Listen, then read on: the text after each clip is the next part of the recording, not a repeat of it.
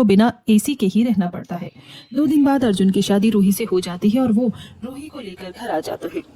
बहू तो कलश गिराकर गृह प्रवेश कर, आज हमारे घर की लक्ष्मी आई है। रूही कलश गिराकर घर के अंदर प्रवेश करती है। रस्में पूरी होते होते रात हो गई थी तो उर्मिला रूही से कहती है, बहू तो थक गई होगी, जाकर आराम कर ले। अर्जुन, जा बहू को अपने कमरे में ले जा। रूही अर्जुन के साथ कमरे में चली जाती है। कमरे में बहुत ज्यादा गर्मी थी। उनके कमरे में सिर्फ एक पंखा था जो खटर खटर करके चल रहा था। क्या बात है जी, हमारे घर में कोई कूलर नहीं है क्या? बड़ी गर्मी लग रही है यहाँ। नहीं रोही, हमारे घर में पहले एसी था लेकिन वो काफी समय से खराब पड़ा है और अभी हमारी शादी होनी थी ना, सारा खर्चा वहाँ हो गया, इसलिए हमने एसी ठीक नहीं करवाया क्योंकि उसमें खर्चा ज्यादा बताया है। पर इतनी गर्मी में नींद कैसी आएगी? मेरा तो दम घुट रहा है। तो थोड़ा एडजस्ट करो, धीरे धीरे आदत हो जाएगी। रूही जैसे तैसे सोने की कोशिश करती है। वो बार बार करवटी बदलती है लेकिन गर्मी और पसीने की वजह से उसे नींद नहीं आ रही थी। काफी कोशिशें करने के बाद रूही सोती है तो सुबह 5 बजे उसकी नींद खुल जाती है। आज मेरी पहली रसोई है, जाकर माँ जी से पूछ लेती हूँ कि उन्हें खाने में क्या पसंद है और आज पहली रसोई में क्या बनाना है। रूही उर्मिला के कमरे की तरफ जाती है। वो धीरे से दरवाजा खटखटाती है लेकिन अंदर से कोई जवाब नहीं आता है। वो धीरे से दरवाजा खोलकर अंदर झांकती है और हैरान रह जाती है। कमरा बिल्कुल खाली था। कमरे में रघुनाथ और उर्मिला नहीं थे। अरे, ये लोग इतनी सुबह सुबह कहाँ चले गए? शायद माँ जी और पिताजी जॉगिंग पर गए होंगे। बुजुर्ग लोग अक्सर सुबह जल्दी उठते हैं। ये सोचकर रूही अपने कमरे में नहाने के लिए चली जाती है। जब वो नहाकर अपने कमरे से बाहर निकलती है तो देखती है कि उसके ससुराल वाले हाथ में तकिया और बिस्तर लेकर घर में घुस रहे हैं। माँ जी, आप ये बोरिया बिस्तर लेकर कहाँ गई थी? मैंने तो सोचा था कि आप जॉगिंग पर गई थी, पर आप लोग नाइट ड्रेस में हैं। वो बात दरअसल ये है ना बहू। हाँ भाभी, हम लोग तो जॉगिंग करने के लिए ही गए थे, लेकिन हमारी थोड़ी अजीब आदत है। हम लोग नाइट ड्रेस में ही जॉगिंग करते हैं और जब दौड़ते दौड़ते नींद आती है तो पार्क के बेंच पर ही सो जाते हैं। हाँ बहू, ताजी हवा में नींद बहुत अच्छी आती है, इसलिए हम बिस्तर साथ ले जाते हैं। पार्क के बेंच पर सोना, ऐसा मैंने पहली बार सुना है। अरे भाभी, हमारी पुरानी आदत है, आप उतना माइंड मत कीजिए। और सुनिए ना, मुझे कॉलेज के लिए देर हो रही है, मेरा ब्रेकफास्ट जल्दी बना दीजिएगा। हाँ माँ जी, मैं तो आपसे यही पूछने आई थी। बता दीजिए क्या बनाना है, आज मेरी पहली रसोई है। बहू, तुझे जो अच्छा लगता है तू वही बना दे, बस मीठे में खीर जरूर बनाना, अर्जुन को बहुत पसंद है। ठीक है माँ जी, मैं अभी बनाती हूँ। रूही रसोई में चली जाती है। वो बहुत ही लगन से खीर, पूड़ी और आलू की सब्जी बनाती है। मसालों की खुशबू पूरे घर में फैल जाती है। थोड़ी देर में रूही सारा खाना डाइनिंग टेबल पर सजा देती है। पूरा परिवार साथ बैठकर खाना खाता है। अर्जुन खीर का पहला चम्मच मुंह में लेते ही खुश हो जाता है। अरे वाह, खीर तो बड़ी टेस्टी बनी है, बिल्कुल वैसी जैसी मुझे पसंद है। रूही, तुमने तो मेरा दिल जीत लिया। हाँ बहू, खाना बहुत अच्छा है, काफी समय बाद इतना अच्छा नाश्ता किया है। मेरी बहू के हाथों में तो जादू है। नाश्ता करने के बाद सब अपने अपने काम पर चले जाते हैं। रूही पूरे दिन घर के काम करती है। वो सफाई करती है, कपड़े धोती है और थोड़ी देर आराम करने के बाद रात के खाने की तैयारी करती है। आज रात के डिनर में मैं सबके लिए बिरयानी बनाती हूँ, सब खुश हो जाएंगे। वो रसोई में बिरयानी बनाने लगती है लेकिन बिरयानी बनाने में काफी वक्त लग जाता है। रात के 11:30 बज चुके थे लेकिन खाना अभी तक नहीं बना था। रघुनाथ हॉल में बार बार चक्कर लगा रहे थे। अरे क्या बहू, अभी तक खाना नहीं बना? क्या बना रही है ऐसा 56 भोग? ससुर जी, बस थोड़ा सा वक्त और, मैं आज बिरयानी बना रही हूँ। मैंने सोचा कि आप लोगों को कुछ अलग खिलाती हूँ और मुझे बिरयानी काफी अच्छी बनानी आती है, इसीलिए थोड़ा वक्त लग गया। क्या जरूरत थी बहू अभी ये सब तामझाम करने की? ये सुबह बना लेती। अब पता नहीं तू कब खाना परोसेगी और कब हम लोग सोने के लिए जाएंगे। रघुनाथ सोने जाने की हड़बड़ी में काफी गुस्सा करने लगता है। अर्जुन अपने पिता के पास आता है और उनके कंधे पर हाथ रखता है। पापा कोई बात नहीं, अब बिरयानी बन रही है तो खा लेंगे, आप शांत हो जाइए। अपने ससुर को सोने के लिए इतना परेशान देखकर रूही को बड़ा अजीब लगता है। पिताजी, आपको सोने की इतनी जल्दी क्यों है? आपको तो खाना खाने के बाद अपने कमरे में ही तो जाना है, सीधा सोने के लिए। फिर आप ऐसे क्यों बोल रही हैं, जैसे आपको कहीं मीलों दूर जाकर सोना है? अरे ठीक है बहू, ज्यादा जुबान मत चला, जाकर फटाफट खाना ला, हमें बहुत नींद आ रही है। रूही चुपचाप रसोई में जाती है और खाना लगाती है। सब जल्दी जल्दी खाना खाते हैं। खाना खाने के तुरंत बाद अर्जुन और रूही अपने कमरे में चले जाते हैं। रूही काफी थक गई थी तो उसे नींद आ जाती है। वहीं उर्मिला, रघुनाथ और तारा अपने घर से निकलकर गली में आ जाते हैं और बातें करने लगते हैं। आज किसके घर चले? हमें कोई खुला दरवाजा ढूंढना होगा क्योंकि हम किसी ऐसे घर में नहीं जा सकते जिसका दरवाजा अंदर से बंद हो। पापा, चलो ना हम लता आंटी के घर चलते हैं। उन्हें तो भूलने की बीमारी है। पक्का वो आज भी घर का दरवाजा खुला छोड़कर ही सो गई होंगी। उनके हॉल में एसी बहुत अच्छा चलता है। अरे हाँ, ये सही रहेगा। लता अक्सर कुंडी लगाना भूल जाती है। तीनों चुपके से लता के घर पहुंचते हैं। तारा धीरे से दरवाजे को धक्का देती है और दरवाजा खुल जाता है। तारा के चेहरे पर एक शातिर मुस्कान आ जाती है। देखा, मैंने कहा था ना कि ये लोग पक्का दरवाजा खोलकर सो रही होंगे। इन्हें भूलने की जो आदत है वही हमारे काम आ गई। वो तीनों घर के अंदर जाते हैं। तारा धीरे से दरवाजा सटा देती है। वो हॉल में जाते हैं जहाँ ठंडी ठंडी एसी की हवा चल रही है। उर्मिला और उसके परिवार वाले वहीं कालीन पर अपना बिस्तर बिछा लेते हैं और सुकून से लेट जाते हैं। माँ, एसी की हवा में कितनी अच्छी नींद आती है। इतना कहकर तारा सो जाती है। करीब 2 घंटे बाद लता की नींद खुलती है। उसे प्यास लगी है और वो बाथरूम जाने के लिए उठती है। अंधेरे में उसे फर्श पर सोए हुए लोग दिखाई नहीं देते। वो गलती से रघुनाथ के हाथ पर पैर रख देती है।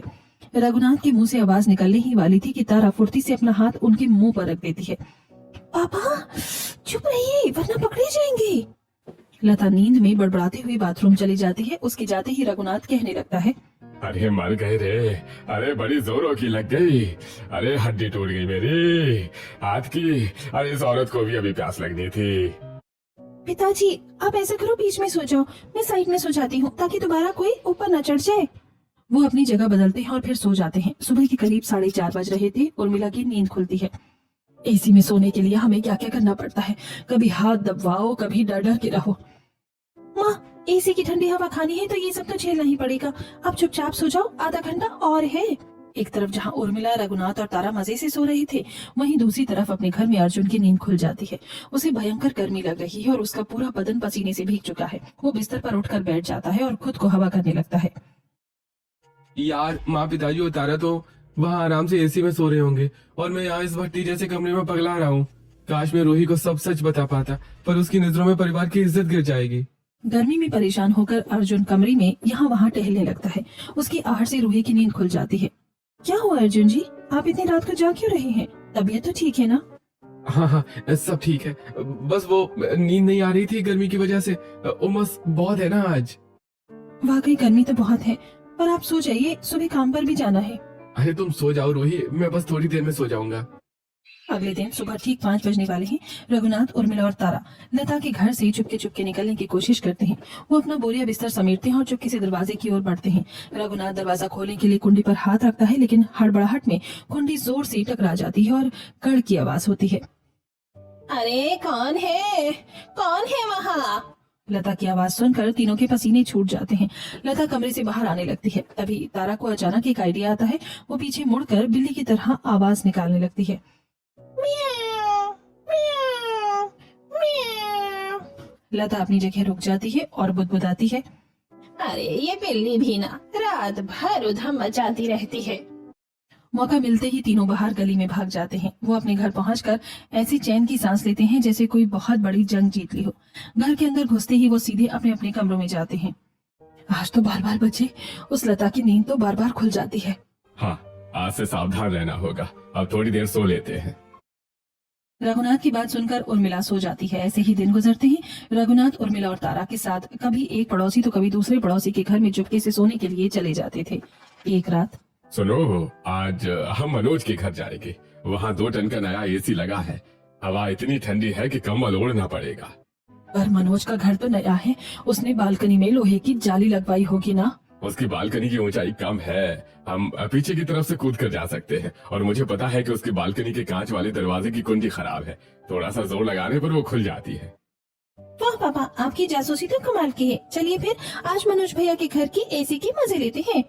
रात की 1:30 बजते ही तीनों अपने मिशन पर निकल पड़ते हैं। वो मनोज के घर के पीछे वाली गली में पहुंचते हैं। रघुनाथ पहले बालकनी पर चढ़ता है, फिर तारा। लेकिन जब उर्मिला चढ़ने की कोशिश करती है तो उसका पैर फिसल जाता है और वो धड़ाम से जमीन पर गिरती है। हाय दैया, हाय मर गई मैं तो। हाय कमर टूट गई मेरी। माँ चुप हो जाओ, कोई जाग जाएगा तो हमारा बैंड बच जाएगा। जल्दी उठो और ऊपर आओ। बहुत जोर की लगी है, उठा भी नहीं जा रहा। अरे हिम्मत करो उर्मिला, बस थोड़ा सा और। उर्मिला किसी तरह लंगड़ाती हुई बालकनी के अंदर घुसती है। वो मनोज के कमरे में पहुंचते हैं। वहां एसी सच में बहुत जबरदस्त चल रहा था। वो लोग चुपके से बेड के नीचे वाली खाली जगह में जाकर अपना बिस्तर बिछा लेते हैं। रात भर वो मजे से सोते हैं, लेकिन सुबह 5 बजे जब वो दबे पांव वापस निकल रहे होते हैं तो जल्दबाजी में बालकनी का कांच वाला दरवाजा लगाना भूल जाते हैं। आज तो बड़ी अच्छी नींद आई।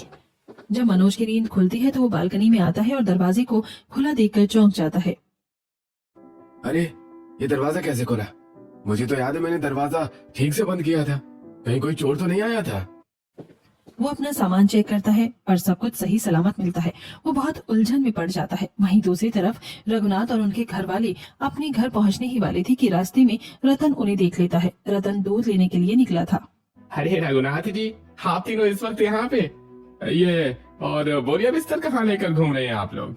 वो अरे रतन भाई, हम लोग सुबह की सैर पर निकले थे। सैर पर? और ये बोरिया बिस्तर लेकर? ये कैसी मॉर्निंग वॉक है भाई? अरे अंकल, ये नई तरह की मॉर्निंग वॉक है। हमें तो ऐसे ही करना पसंद है। हम लोग जब थक जाते हैं तो कहीं भी बेंच पर सो जाते हैं। रतन को ये बात बहुत अजीब लगती है। वो अपना सिर खुजलाते हुए आगे बढ़ जाता है। रघुनाथ अपने परिवार को लेकर घर आ जाता है। अगले कुछ दिन तक यही सिलसिला चलता है। उर्मिला, रघुनाथ और तारा कभी इस पड़ोसी के घर तो कभी उस पड़ोसी के घर अपनी रात गुजारती। एक रात गर्मी बहुत ज्यादा थी। अरे सुनो, आज हम विमला के घर जाएंगे। उसके पति शहर से बाहर गए हैं और वो अकेली है। वो अपने बेडरूम में सोती है, लेकिन हॉल में उसने नया इन्वर्टर एसी लगवाया है जो बिजली कटने पर भी चलता है। अरे वाह, ये तो बहुत ही बढ़िया है। बिजली जाए या रहे, हमें तो ठंडी हवा मिलेगी। और विमला आंटी तो रात को गहरी नींद में सोती हैं। उन्हें तो बम फटने की भी आवाज नहीं आती। रात के करीब 2 बजे तीनों अपना तामझाम लेकर विमला के घर चले जाते हैं। विमला का घर गलियारे में आखिर में था। रघुनाथ ने खिड़की की ग्रिल के बीच से हाथ डालकर कुंडी खोल दी और तीनों घर के अंदर आ गए।